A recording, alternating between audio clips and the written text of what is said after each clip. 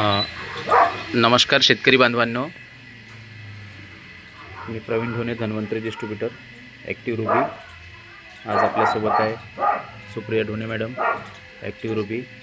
आम्ही तूर या पिकावरती एक डेमो रिझल्ट घेतला होता RPS 76 आणि बिजोरीच या आपल्या धन्वंतरीच्या औषधाचा.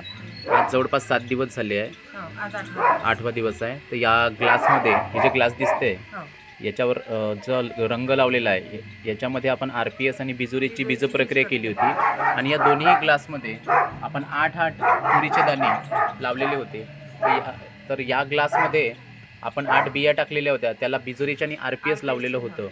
आणि या ग्लासमध्ये बिजोरीच्या आणि RPS लावलेलं आणि याच्यात पण 8 बिया आणि 8 बिया तिथे पण लावल्या होत्या.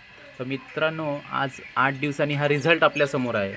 तर जिथे आपण हा रिझल्ट घेतला आहे, बरोबर आहे, तर जिथे आपण बीज प्रक्रिया केली मॅडम, तिथे किती उगवले बघा बरं. हे ज्यात बीज प्रक्रिया केली ते या ग्लासमध्ये हे आपण बीज प्रक्रिया केली, 8 दाणे टाकले होते. 8 दाणे टाकले होते. 1 2 3 4 5 6 7 दाणे उगवलेले म्हणजे आहेत. 8 पैकी 7 दाणे उगवलेले आपले बीज प्रक्रिया केलेले.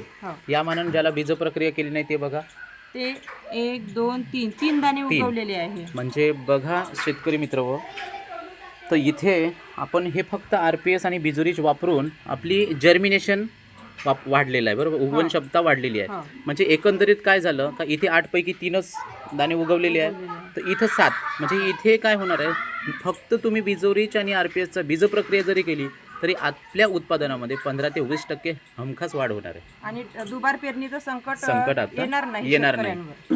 आपण RPS मध्ये काय दिलं आहे, तर सगळे मायक्रोन्यूट्रियन्स, NPK, ह्युमस, सगळे घटक आहे. त्यासोबत या बिजोरीजमध्ये बॅक्टेरिया आहे जे की या बियाण्याला जर्मिनेशनसाठी मदत करतात. म्हणजे उत्कृष्ट बॅक्टेरिया आपण याच्यात टाकलेली आहे.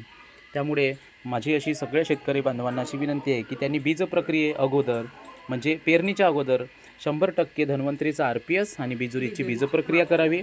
खूप कमी खर्चामध्ये आपल्या उत्पादनामध्ये 15 ते 20% फक्त बीज प्रक्रियेमुळे वाढ होणार आहे. आणि जे काही बियाणं आहे हे सशक्त राहणार आहे, जेणेकरून पाण्याचा ताण बसला तरी आपलं पीक हे वाया जाणार नाही आणि ते मजबूत राहील आणि कोणत्याही रोगाला लवकर बळी पडणार नाही. कारण हा रिझल्ट आपल्या डोळ्याच्या समोर आहे. याची उंची पण या झाडांची हे बघा, याची ग्रोथ बघा, जर्मिनेशन तर चांगलं झालेलंच आहे, पण याची ग्रोथ बघा, वाढ पण हे बघा, झाली. या तुरीच्या रोपाची वाढ बघा किती आहे. म्हणजे खूप जबरदस्त असा हा बीज प्रक्रियेचा रिझल्ट आहे. त्यामुळे सर्वांनी आणि सर्व धन्वंतरीच्या योद्ध्यांनी सुद्धा याचा जास्तीत जास्त प्रसार केला पाहिजे. धन्यवाद.